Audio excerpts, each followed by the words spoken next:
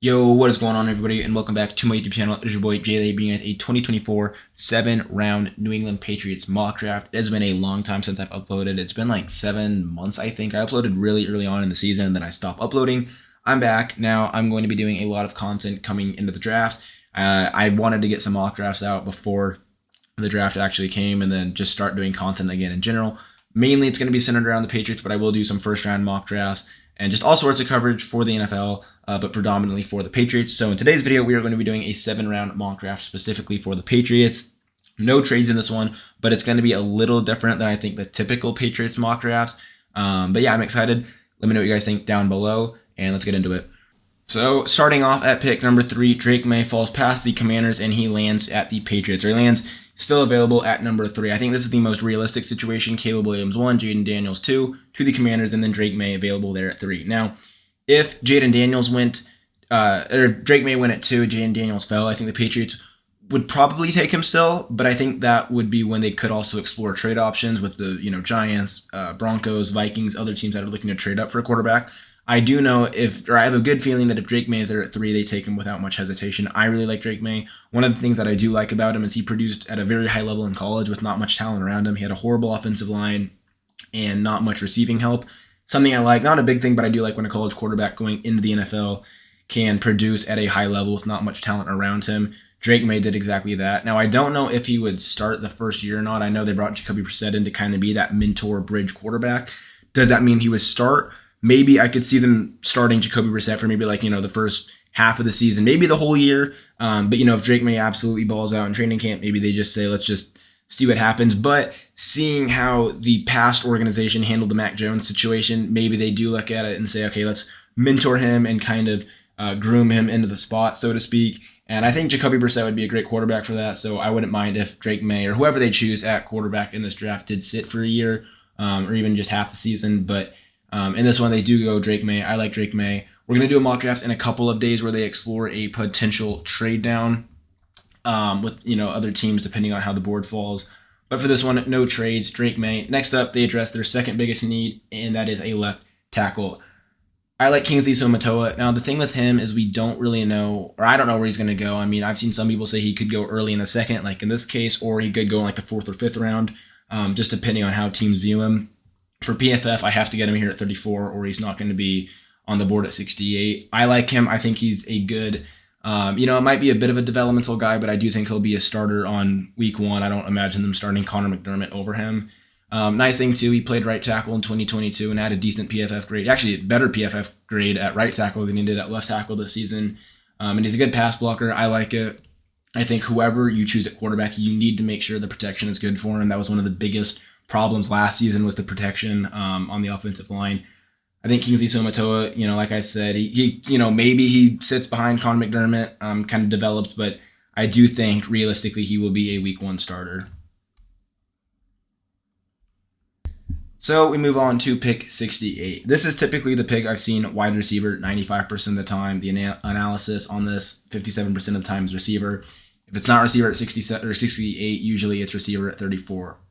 I'm going to go about this at a different angle than most Patriot mock drafts I've seen. And I've done 95% of my mock drafts have been receiver at pick 68, whether it's Tez Walker, Javon Baker, Johnny Wilson, Jalen McMillan. All of them I've liked here at pick 68. I'm going to go with a defensive lineman, T'Vondre Sweat. Now, the day I'm recording this video, Sunday, April 7th, he actually got arrested earlier today for DUI. I'm not sure how much that's going to hurt his stock, and I'm not sure if the Patriots, if they're a team that's, really into him, and then they're like, all right, we're going to back off. It didn't, you look at like Jalen Carter's situation last year, it didn't really affect his stock. I don't know about, T'Vondre Sweat, but regardless, take that out of the, picture here. Let's just say it doesn't affect the Patriots' opinion or view on him as a prospect. I would love for them to pair him up on the interior with Christian Barmore. The dude is 6'4", 360 pounds, an absolute beast. And now they did say the conditioning, he's got to get a little bit strong, not stronger, but the conditioning, as it says here, weight and conditioning will determine how often that can be in the NFL. But I mean, if you can get him conditioned, I think he could be, that could be one of the best, I think, interior defensive lineman duos in the NFL, Christian Barmore and T'Vondre Sweat. Barmore is a free agent next year, but I know they're working on a long-term deal, and I do believe that will get reached. But regardless, whether he leaves the Patriots or not, like I said, I don't think he will. But even if he did, I mean, Tavondre Sweat alone is, I think that could be a great addition to that defensive front. And that's kind of a big need that not a lot of people are talking about, is getting someone to pair up with Christian Barmore. I think if you can get Tavondre Sweat in the third round, that'd be great. Even like Michael Hall, maybe get him in the fourth round. I really like him. But for this one, we're going to go Tavondre Sweat here at pick 68. Now, if it turns out that the accident was bad or whatever and his draft stock drops, then, maybe not. And, you could look at maybe like a receiving option here or, something else. But for this one, we're going to go, he's projected to go in the second to third round. This one, we get him here at pick 68, Tavondre Sweat. And like I said, I think that would be a great duo there on the interior defensive line with Barmore and Tavondre Sweat. So now 103. I know a lot of people are going to be like, well, when are we going to get a receiver? Are we going to get a tight end? Like, when are we going to get the receiving weapons for Drake May? Not yet. This one, we're actually going to look. There's a couple different positions here I like. Now, Sione Vaki, I really like here at 103 if he was available. He's not. He went to Seattle. So we are going to look to cornerback. I actually really like DJ James here, and I'm glad he's here. In my opinion, he would kind of be the successor to Jonathan Jones next year, who's a free agent. I don't know if they'll bring him back or not. I know he's getting kind of older. But I like DJ James, 6'1". He's only 6'1". He's only 160 pounds. He definitely probably need to add a little more weight. But I do like him play on the outside, pair up with Christian Gonzalez, play opposite of him. I think that'd be a good secondary duo or member to have. And then, hopefully Marcus Jones can just develop to a full-time slot cornerback. Or even, like you could help you put Jonathan Jones. Like you could kind of experiment with the secondary if you add DJ James, kind of experiment with Jonathan Jones and Marcus Jones. But I like DJ James. I know they were in the running for L'Jarius Sneed. They didn't get him, so I think they tried to get their version of L'Jarius Sneed here with DJ James and get an outside corner, like I said, to pair it with Christian Gonzalez. Now, a couple of different ways you could go. You could go look for a receiver here. Two receivers I like, Jacob Cowing and Ananias Smith.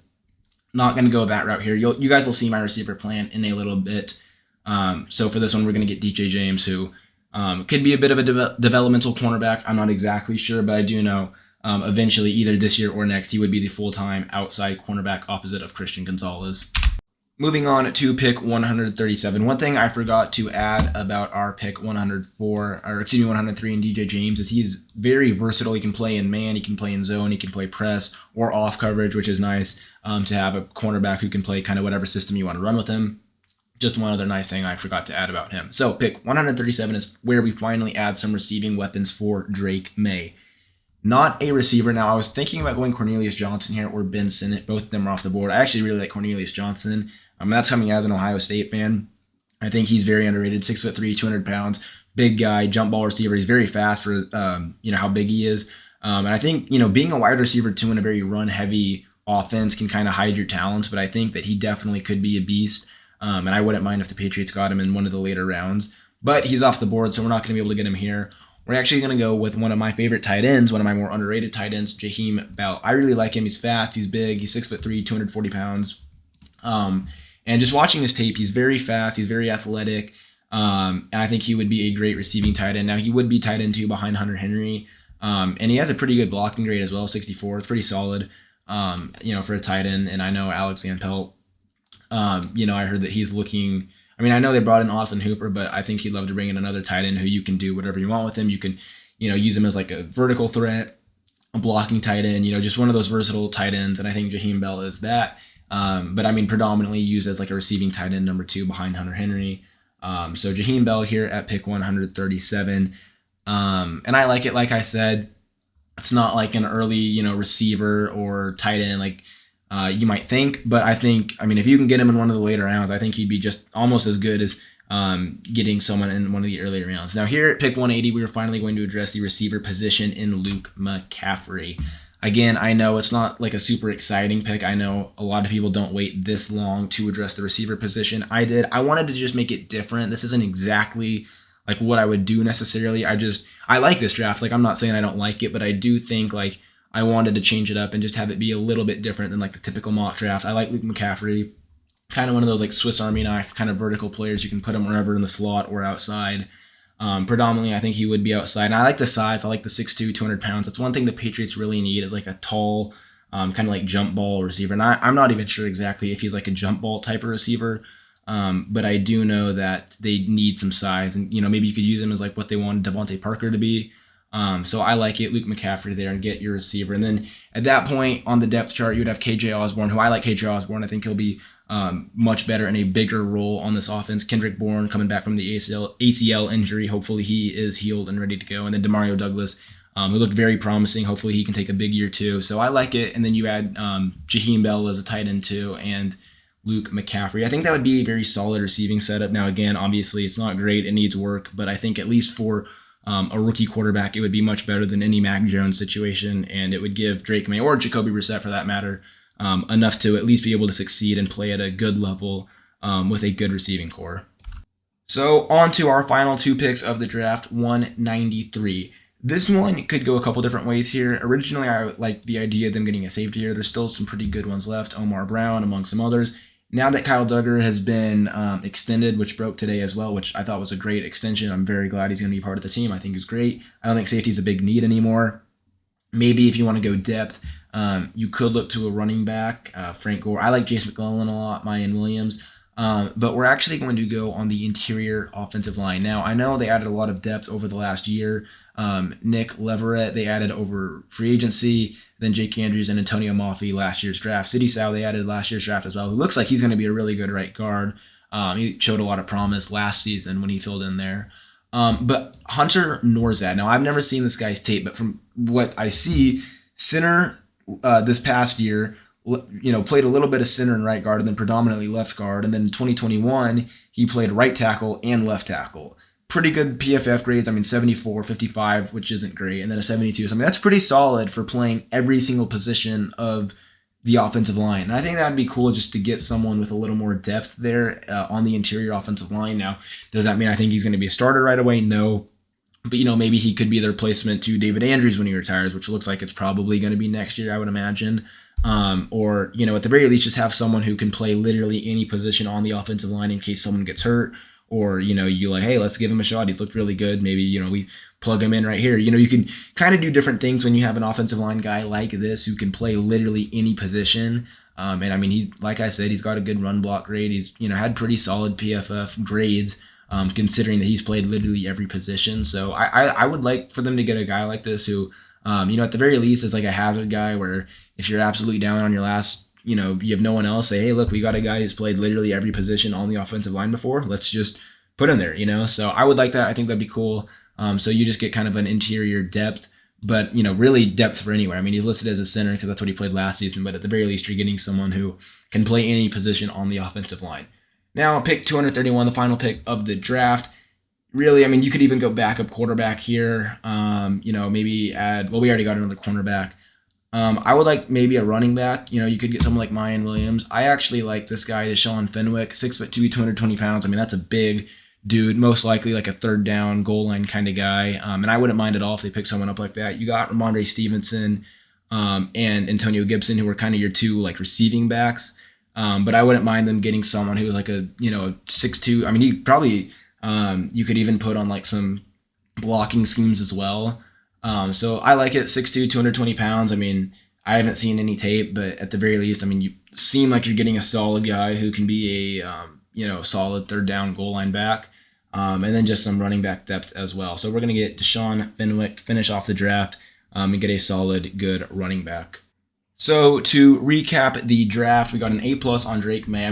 The PFF grades really don't mean anything. Every year the draft is unpredictable, and these are just rankings. This isn't even like how they think it's going to fall exactly. So the grades really don't mean much. Jaheim Bell an F in round 5. I think that'd be great.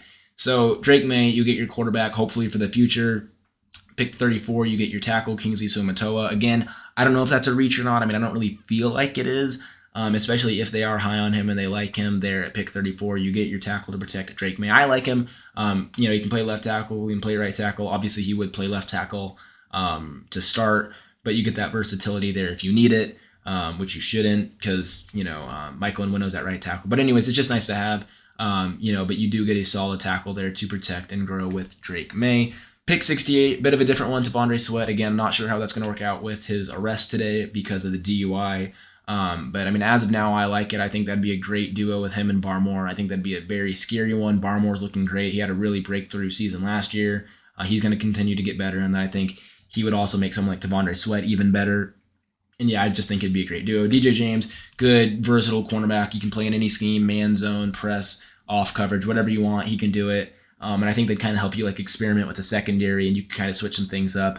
But eventually, I do think he would be the long-term duo with Christian Gonzalez. And I think that'd be a very good secondary there. Good outside duo, and then hopefully, I guess like Marcus Jones, coming off of his injury, would just play primarily in the slot. And then DJ James, like I said, he could also learn and kind of be rotational with Jonathan Jones as of now. And then maybe next year, if Jonathan Jones doesn't re-sign, then you just get DJ James as your starter outside. Tight end, Jaheim Bell, pick 5, 137. I like it. Like I said, great receiving tight end, big, he's, solid blocker. I think that's someone who AVP, Alex Van Pelt, would like as a tight end. He can kind of do it all. But just a great receiving weapon. He's a big guy, and I think that'd be a nice kind of like safety blanket, I guess, tight end too for Drake May. Behind Hunter Henry, but I think, like I said, you could do a lot of like 2 tight end system there, 13 personnel with Jaheim Bell. And so I like it. I don't know exactly how he'd be used, but I think he'd be a good tight end too behind Hunter Henry. Wide receiver, Luke McCaffrey. I know it's a bit different waiting till round 6 to get a receiver for the Patriots, but like I said, I think it's a decent receiving core, and I think if you can get a great defensive lineman and a cornerback, and then a good receiving tight end and a decent receiver, good receiver, Christian McCaffrey's brother, so he's got the genetics there in the later rounds. I think it'll be worth it. And like I said, then that gives you the priority next year to maybe go and get a receiver in the first round. We're not really worried about it, because I really don't think, if you look at this, like if KJ Osborne can really embrace like a true higher up role, Kendrick Bourne comes off healthy, and he's back where he started last year, and Demario Douglas takes a big year 2 leap, then I think it could be a good receiving core. And then you add Jaheim Bell and Luke McCaffrey, I think it could be a very solid receiving core. Nothing great, you're not, most likely you're not going to have like some dominant true wide receiver 1. But like I said, at least gives you a solid receiving core, and then next year you can go and address the need for a true wide receiver 1. Or maybe they do it, free agency is not done. Maybe they go out for, go for a trade or after the draft, but at least it gives you like, something to work with. It's much better than any Mac Jones situation he was in. So I like it. Then the final 2 picks, Hunter Norzad, good, versatile, depth, offensive lineman. He's played every position, and he's played quite a lot. Right tackle and left tackle was all he played in 2021, 2022. He was left guard, center, and right guard, and then center predominantly in 2024 or 2023. So gives you that versatility and the depth in case you ever need a lineman to play anywhere. You can kind of plug and play him anywhere. And then Deshaun Fenwick, get a good goal line and third down back, and just kind of a good backup to Ramondre Stevenson and Antonio Gibson. Well, yeah, guys, that is going to be it for today's video. I hope you guys did enjoy. If you guys did, make sure to like and subscribe so you don't miss out on any future content. I'm going to be getting a lot more content out now. I'm going to be getting a lot more Patriot mock drafts out. I'm going to try to get one within this week, within the next couple of days, where they actually trade down with the Vikings. So we'll see how that goes and kind of experiment with the possibilities of what a trade down could look like with the Patriots. Also going to be doing a lot of first round mock drafts like this. A lot of possibilities, a lot of different scenarios we're going to be experimenting with.